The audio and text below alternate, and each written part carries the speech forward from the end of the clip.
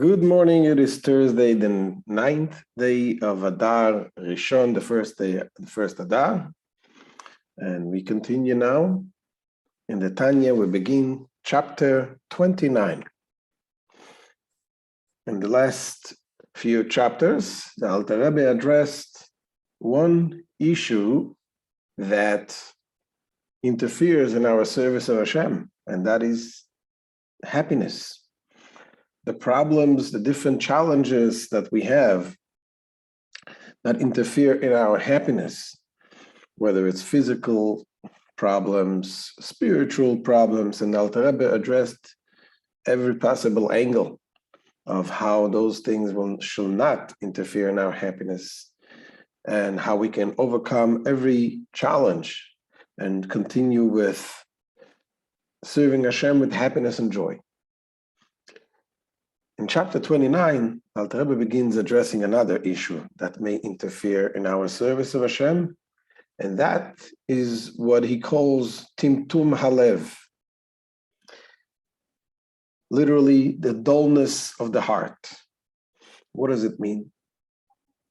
Sometimes we try to feel some spirituality, to become a little sensitive for spirituality, but we are very,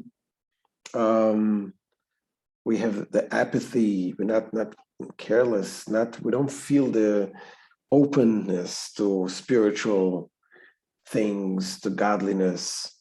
Yes, we do what we need to do because, we're good Jews and we follow whatever we need to do, but we don't feel the feelings. There's something in the heart that we're just dull and doesn't feel the sensitivity. And this is a problem because serving Hashem is not only with doing the right thing, it's also how you do it. Also with the emotions, with the feelings. That is a big part of it. Especially when it comes to the part of davening, praying. When you pray, the prayer is called avodat halev, the service of the heart. Because when you go to pray, it's not just having your shopping list and a wish list and you're saying to God, please, I need this, I need that. It is important, yes, it is a mitzvah to serve Hashem, to ask Hashem for your needs. That's, if you have needs, it is a mitzvah to ask God. But that's not what prayer is all about. It's not just asking from Hashem. It is, it says, to serve Hashem with all your hearts.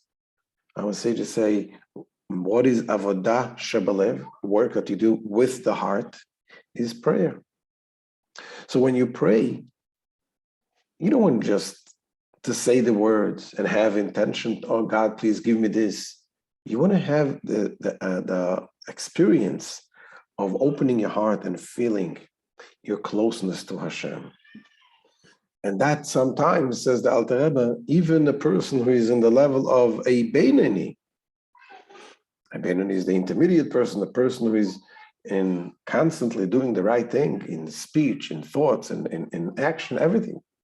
Still, he does have this issue from time to time that it just, it doesn't go today. I don't feel it today. This, the Alter Rebbe is addressing in the following couple of chapters. So let's see inside. Says the Alter Rebbe, Ach oid achas tzorich loshis eitzeis benafshes abeinani. Those whose soul are in the level of Beinanim must seek means of contending with yet another difficulty. Yet another difficulty, because this is one of the things that Alter Rebbe listed briefly in chapter 26, when he spoke about what stops a person in serving Hashem. He says the laziness, the sadness, and the dullness of the heart. So here he says we explained the other things, and this is left to be explained how to deal with dullness of the heart. Says the Alter Rebbe Shel Fa'amim ve'itim rabim yesh lahem timtum alev she'nase ke'even. Occasionally and even frequently, they experience a dullness of the heart as though he had turned to stone. And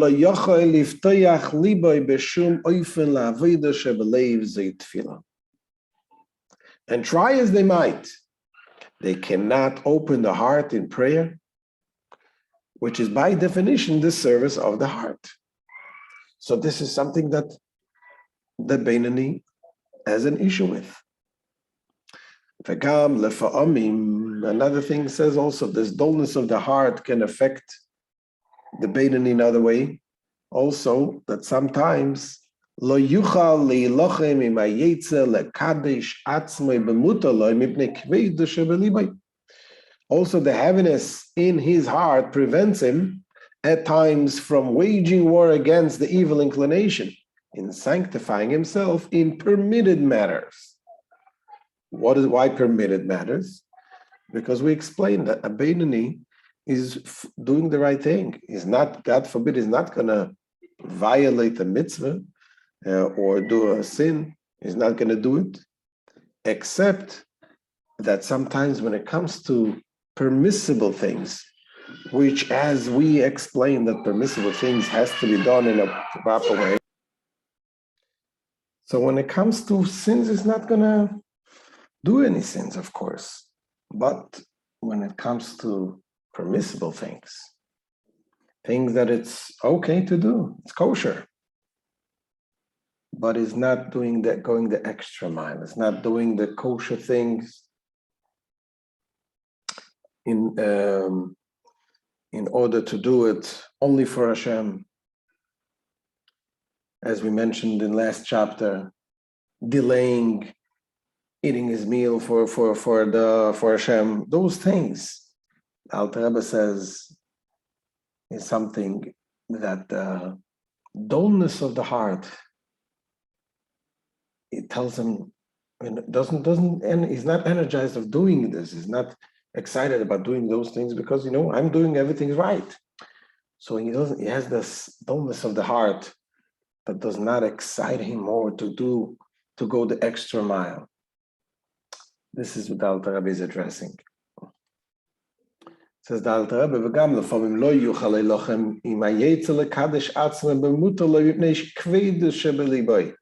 Also, the heaviness in his heart prevents him at times from waging war against the evil impulse in sanctifying himself in permitted matters.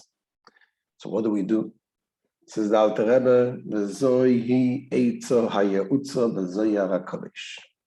In this case, the advice is given in the Holy Zohar, the Omar Rav Mesifta Began Eden. As the president of the Academy of Gan Eden said, is the Rosh Yeshiva, the Dean of the Mesifta, the Academy in Gan Eden, says the Zohar, it says as follows: a wooden beam which does not catch fire should be splintered. And similarly, it says, Gufa de loisalik bein nehoira de nishmasa mevachimle. Similarly, it says, a body into which the light of the soul does not penetrate should be crushed. And thereby, the body becomes receptive to the soul's light, as the Zohar concludes. Now, what does it mean the body should be crushed? We're not talking about the actual body to go and to stop eating or to give sufferings to your body, but that's not what we're talking about. We're talking about, there is we know about the two souls, the godly soul and the animal soul. But there's also the third soul, which is the vital soul. The vital soul is, in order to live, you need a soul. And the godly soul is using the vital soul also in order to live. Could be the greatest tzaddik still lives in a physical body. but you have the struggle between the animalistic soul that sees everything as in terms of physical, in terms of selfishness. And that is by the Beinoni also. He needs to fight this battle to make sure that the fire should catch the beam, the wood. And in order for the fire to catch the wood, sometimes you need to crush the wood to splinter, to make it to small pieces. In other words, when a Beinoni is trying to do the right thing, even a person is doing everything right, but he still feels his selfish animal soul. So the fact that he is doing the right thing not only does not help him in that sense, it could help also the animal soul. You know, the story of this young boy in the yeshiva who was a very learned, studious, doing everything right, and they came to time. They offered him a shidduch, a match. And whatever they suggested was not good enough for him. Or me, I'm a studious student. I am doing the prayers, everything doing right.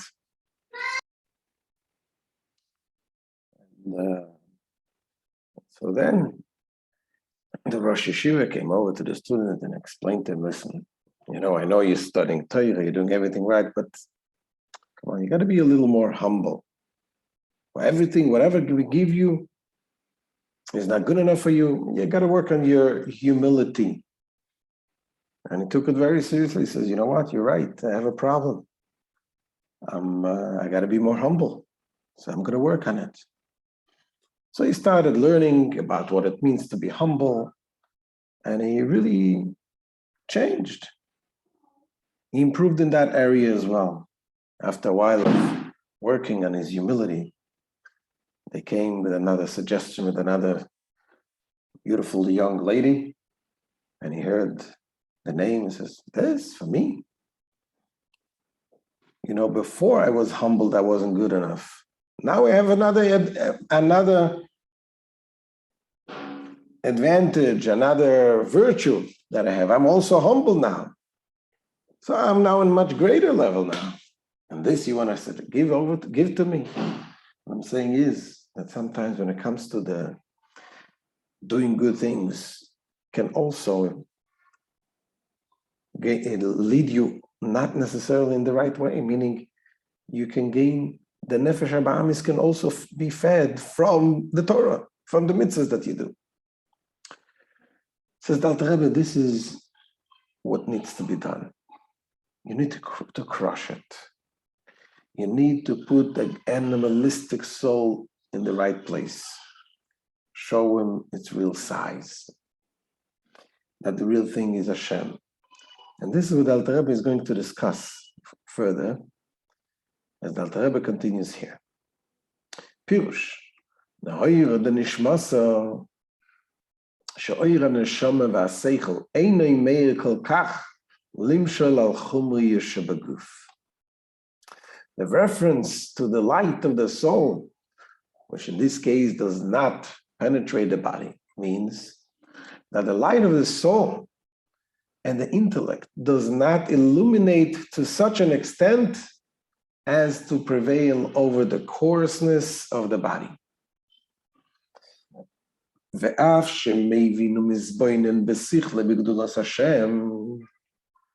Therefore, although he understands and meditates in his mind on the greatness of Hashem, the greatness of God, nevertheless, yet, yet